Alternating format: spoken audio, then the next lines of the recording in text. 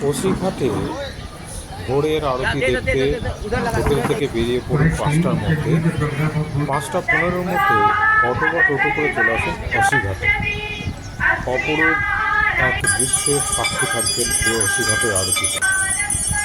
ভোরের এই আরতির ঠিক পরেই সামনে থেকে সূর্যের উদয় এবং শাস্ত্রীয় সঙ্গীতের আসর সব মিলে আপনি ভুলতে পারবেন না এই ভোরের আরতি।